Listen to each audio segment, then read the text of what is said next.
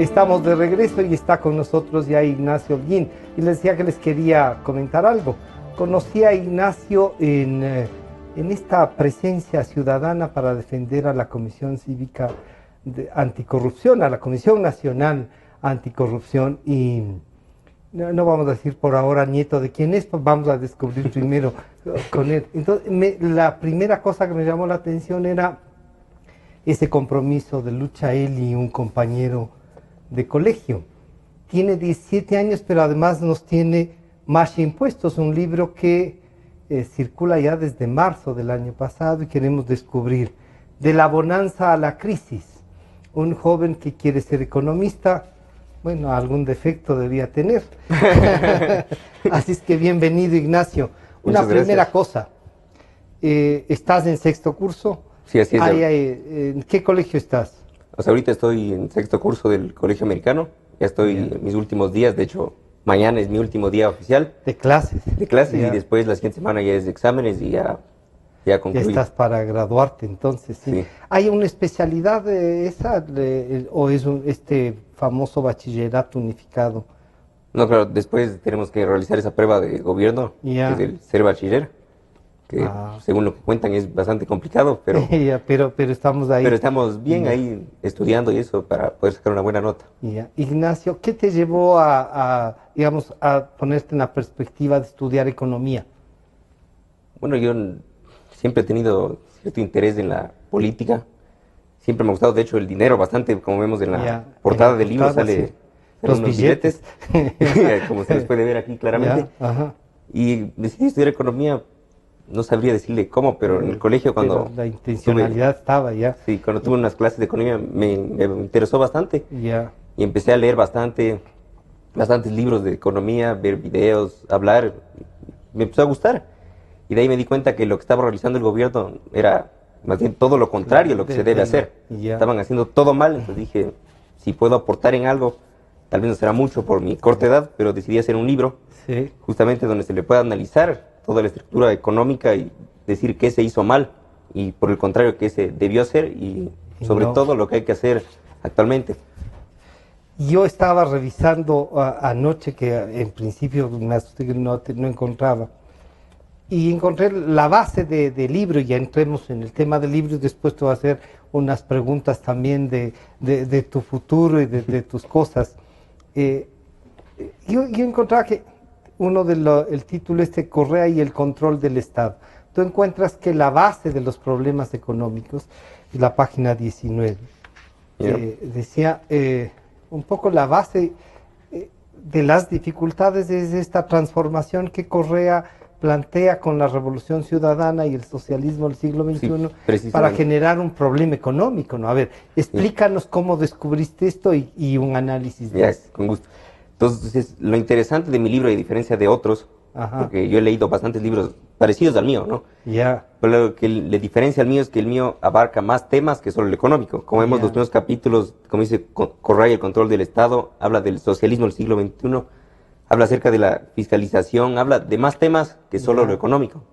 Entonces le metemos algo también político y algo del pasado y ver cómo Correa, antes de poder hacer todo lo que hizo, tenía que crear el camino para poder estar de tal manera en el poder. O sea que tú encuentras, y eso se ve a lo largo del libro, que la política está ligada a la economía, pero una política puede conducir a una economía a lo que terminas diciendo en el libro, una especie de crisis o desastre. Entonces, ¿en qué equivoca Correa en su visión de la política y de la economía? Entonces, en mi punto de vista, claro, que habrá gente que me discuta, pero mi punto de vista ha sido que el gobierno se metió demasiado en la economía, metió mucha mano en la economía, dejando a un lado el sector productivo. Y al final el sector productivo, el sector privado es aquel que mueve la economía. Entonces, si el gobierno se mete, le quita el espacio al sector privado y por eso es que hay desempleo. Y aparte, y por eso es que hay tanta deuda y ahorita tienen que acudir a más endeudamiento porque no les basta el dinero. Entonces, yo considero que lo que debe hacer el gobierno es recortar dicho gasto.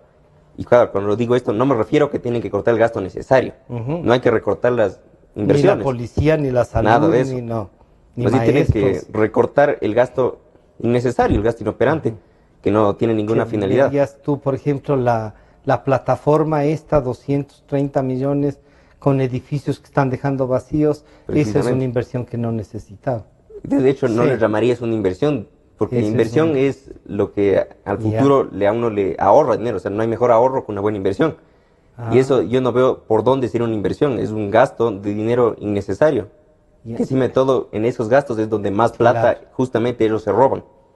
Claramente que son corruptos. Tú dirías que eso se va en corrupción, entonces, ¿sí? Precisamente porque que justo el otro día conversamos, que le mandé la foto del edificio ese bonito que hicieron del Ecopark, que costaba 50 millones cuando es hecho privadamente, y vemos que un edificio de las mismas características pero hechas por el sector público cuesta 5 veces más.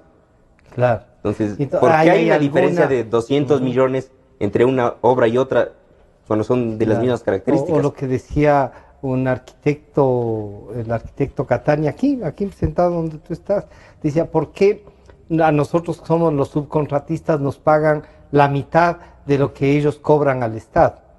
Y claro, esa mitad es ganancia de ellos, ¿no? Y si es que vamos, algo han repartido para que les haya tocado. La corrupción entonces es una base que genera que este estado de controlar todo, dirías que sí,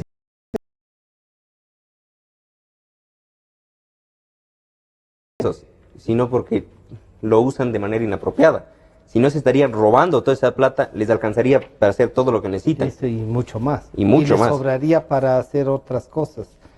Precisamente. Ignacio, después vienes con limitar la fiscalización. Y claro, estás diciendo ahí que como que liberaron fiscalización, ¿no? De la fiscalización. ¿Y cómo?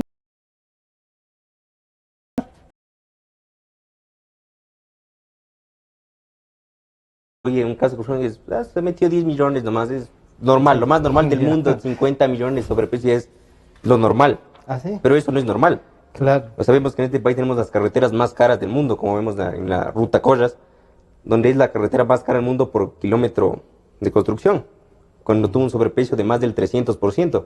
Tenemos por qué existen ese tipo de casos. Y claro, la Fiscalía y la Contraloría, en vez de realizar el trabajo para investigar y decir por tal razón y sancionar a los corruptos, se hacen de la vista gorda y dicen, no, aquí no pasó nada.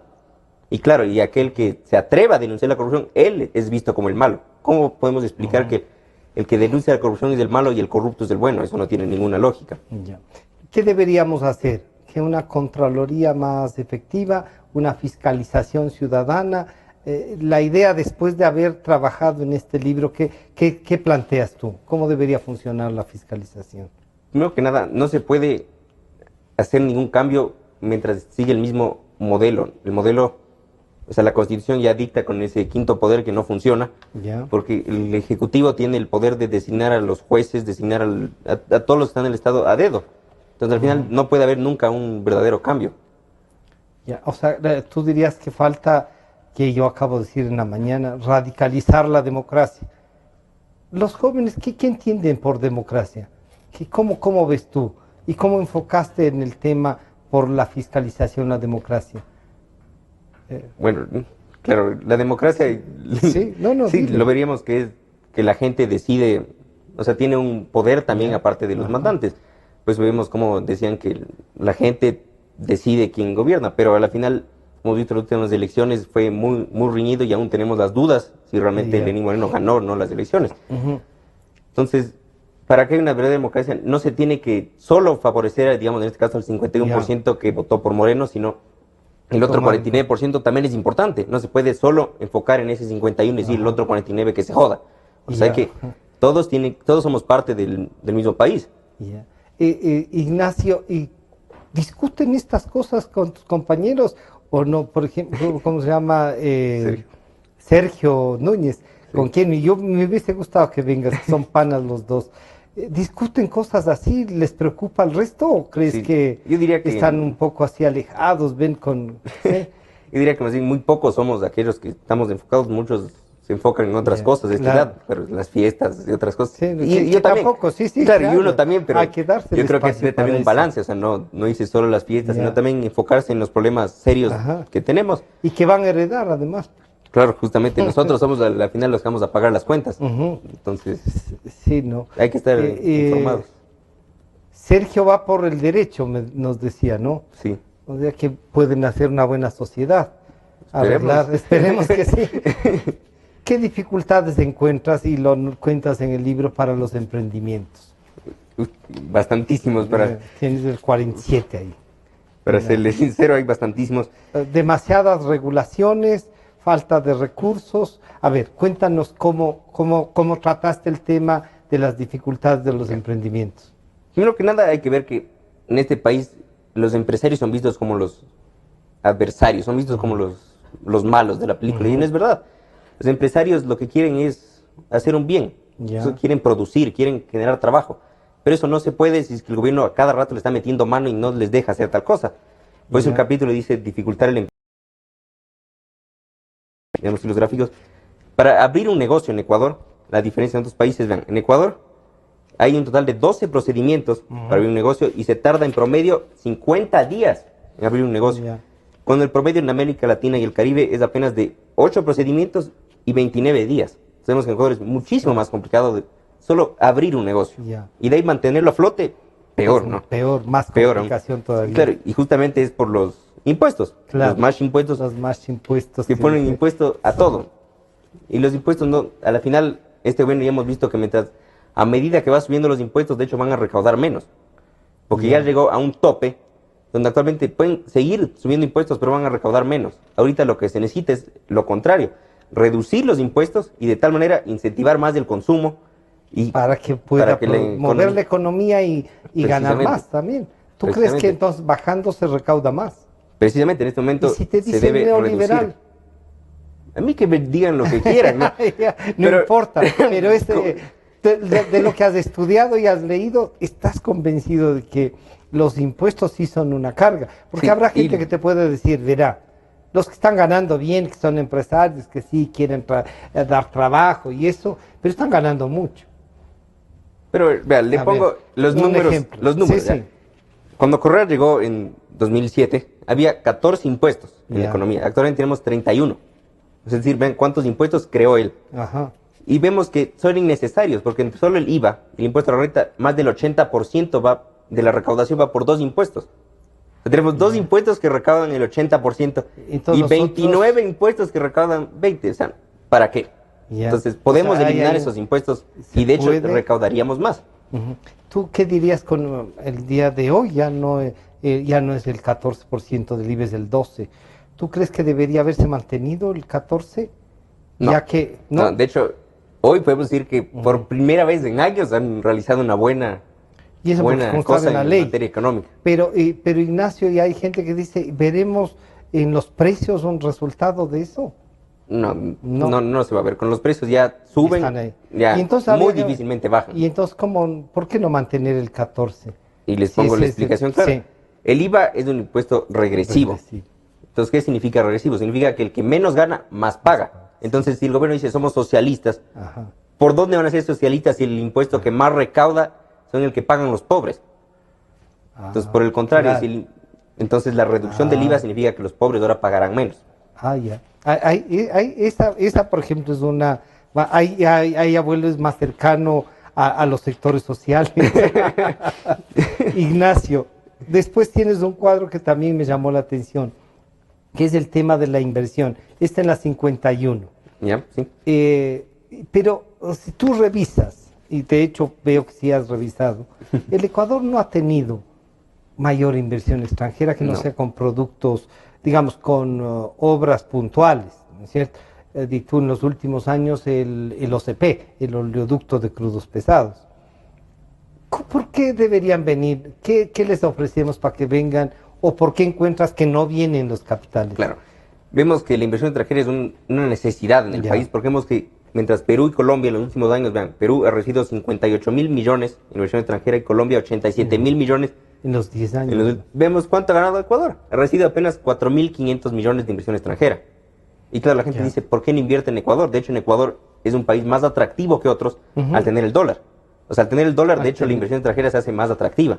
Pero los dólares no vienen por varias razones, incluyendo el que se llama impuesto a salida de divisas, que es un impuesto, de hecho, a la entrada de divisas, porque ¿quién va a querer invertir en el Ecuador sabiendo que mete su plata y al sacarla tiene que perder el 5%? Entonces Entonces ahí no debemos de eliminar ese impuesto, sino cambiarlo para que la inversión que venga no tenga que pagar el 5%. O sea que habría que diversificarlo, decir, lo que viene como inversión tanto tiempo no tiene que pagar. Pero como control de salida de divisas de una economía dolarizada, ¿no te parece que está bien? No, claro, por eso dices que no hay que eliminarlo. No hay que eliminarlo, sino cambiarlo. De hecho, incluso habría como subir el impuesto de salida de divisas, pero para la gente que saca las divisas sin necesidad. O sea, si yo quiero comprar en Estados Unidos algo, yo pague más. O si quiero sacar mi plata del país, ahí le puedo subir al impuesto. Subámosle al 10%, digamos, del impuesto de salida de divisas. ¿Ah, sí? Pero ya te van a esperar tus amigos, los empresarios, que quieren sacar las utilidades. Exacto, las utilidades que inviertan aquí. Pero claro, hay que generar confianza, hay que tener reglas claras. La gente no invierte aquí por temor. Por eso sacan el dinero. La gente preferiría tener su dinero en el Banco Pichincha en vez de sacarlo a Suiza, por ejemplo. Claro. ¿Por qué lo sacan? Porque ahora sienten confianza. Aquí no hay esa confianza. ¿Tú crees que estamos generando confianza en este nuevo gobierno?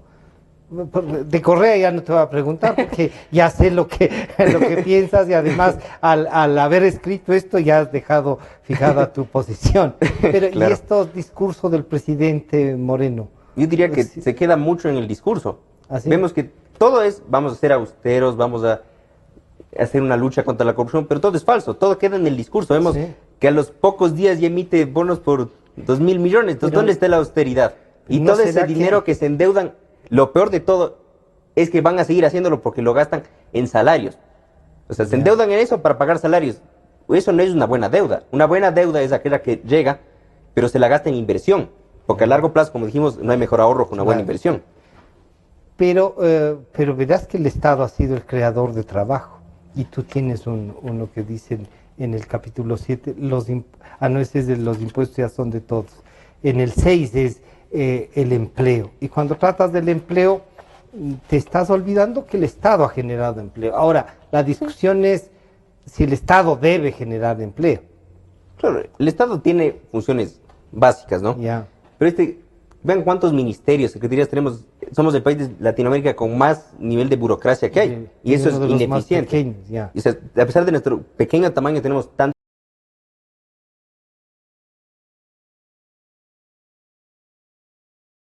Estamos sofocando al sector privado. ¿Qué estamos haciendo? Estamos perdiendo esos empleos. Porque el sector público, la gente que ya trabaja ahí, ya está ahí. O sea, difícilmente va a perder su puesto. Entonces hay que, por el contrario, incentivar que la gente en el sector privado invierta más y de esa manera genere más empleo. Ya. ¿Y qué tipo de empleo debería apuntar el Ecuador?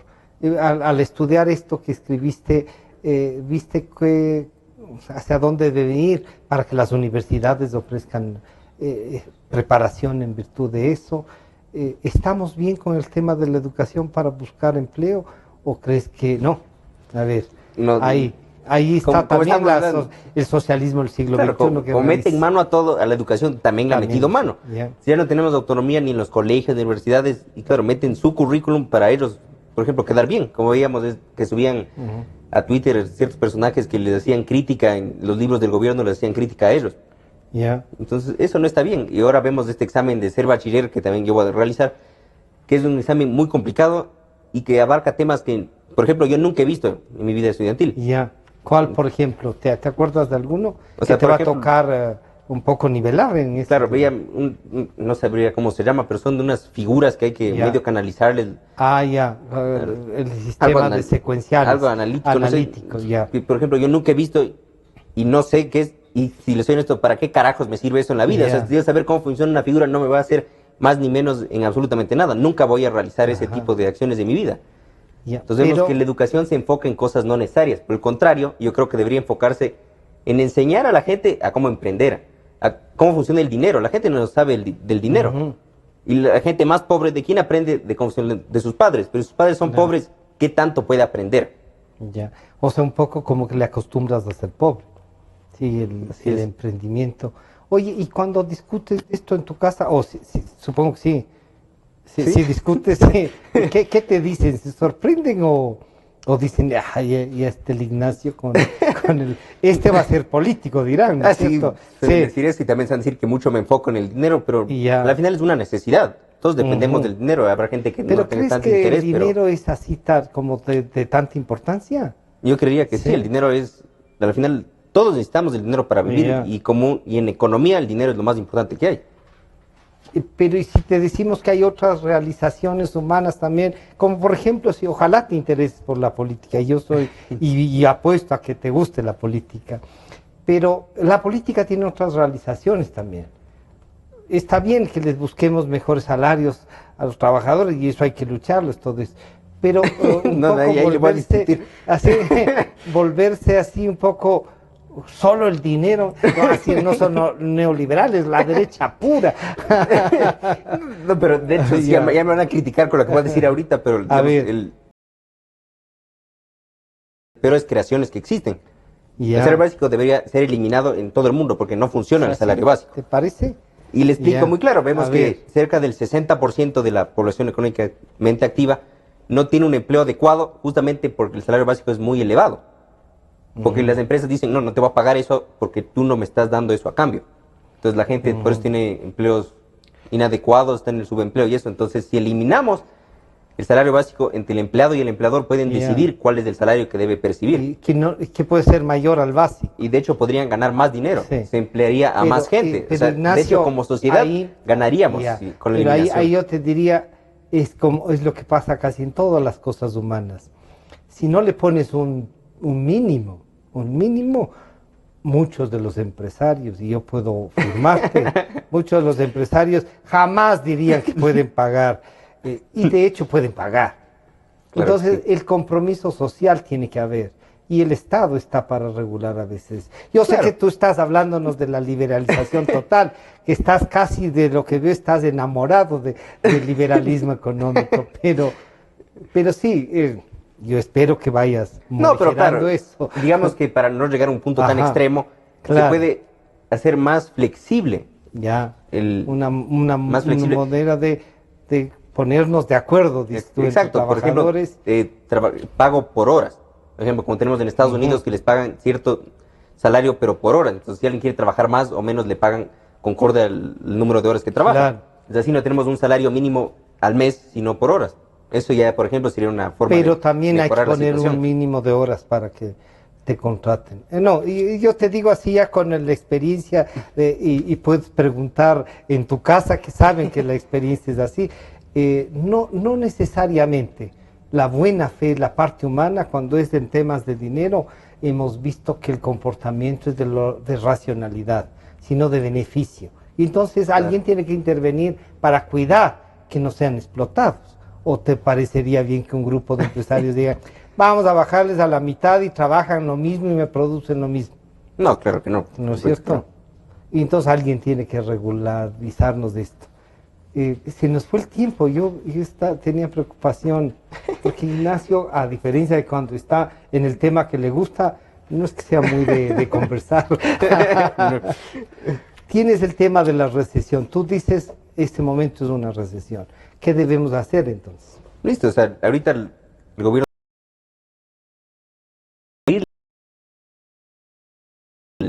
O sea, este año, es decir, que ya aplicaron el acuerdo comercial con la Unión Europea. Pero nos falta hacer lo mismo con Estados Unidos. Estados Unidos es nuestro mayor socio comercial, el país donde la mayor parte de nuestras exportaciones van. ¿Cómo puede ser que no tengamos un acuerdo comercial? Vemos que países de la región a Trump diciendo que no quiere acuerdos. Busquemos qué. No, pero pónganle el nombre que sí quieren. Sí quieren. Solo que hay que buscar. Los acuerdos comerciales son hechos muy rigurosamente. O sea, se evalúa producto por producto. Entonces, ellos van a darse cuenta que nuestros productos que ellos no producen, les conviene que entren a su país sin aranceles. Y de igual manera, productos que ellos producen, a nosotros nos conviene que lleguen sin aranceles. ¿Qué te motiva a poner el título o alguien te insinuó más impuestos? No, como hablamos que tantos impuestos se han creado, son los impuestos y el MASHI, ¿no? Entonces MASHI, impuestos, y vemos que el subtítulo es de la bonanza a la crisis, que pasamos de que todo estaba perfecto, que era el milagro ecuatoriano, y ahora vemos que el milagro no había. Entonces ahora estamos en una crisis que debe ser resuelta y no puede ser resuelta de la misma manera que se la ocasionó. Entonces tenemos que reducir impuestos, mantener la dolarización, firmar los acuerdos comerciales e intentar liberar la economía. ¿Tú encuentras que en la liberalización de la economía es una puerta para la salida de la crisis de entonces? Así es. Bueno, ¿y qué vas a hacer después de graduarte y dar la prueba? ¿A matricularte en la universidad? ¿De inmediato o vas de vacaciones? No, de hecho ya estoy inscrito en la San Francisco para estudiar economía y en vacaciones creo que a este paso voy a trabajar en la Cámara de Comercio. Ah, vas a trabajar en la Cámara, en algún área específica, seguimiento de la economía. Aún no me han comentado. ¿Es una especie de pasantía? Sí. Sí, pedirás un mínimo si quieres. Ignacio, felicitaciones por el libro. Hay temas que se pueden discutir, pero una de las cosas que yo quiero reconocer es que a la edad, a los 17 años, uno se interese y eso es bueno. No a todos nos pasa. Felicitar, ahora sí les digo, es nieto además del señor economista Rodríguez. Así es que discutes con él, con tu abuelo. ¿Qué le dices? No mucho. No mucho. ¿Conversa sobre los temas? ¿O también? No mucho. Verás que él, pese a que casi hace política...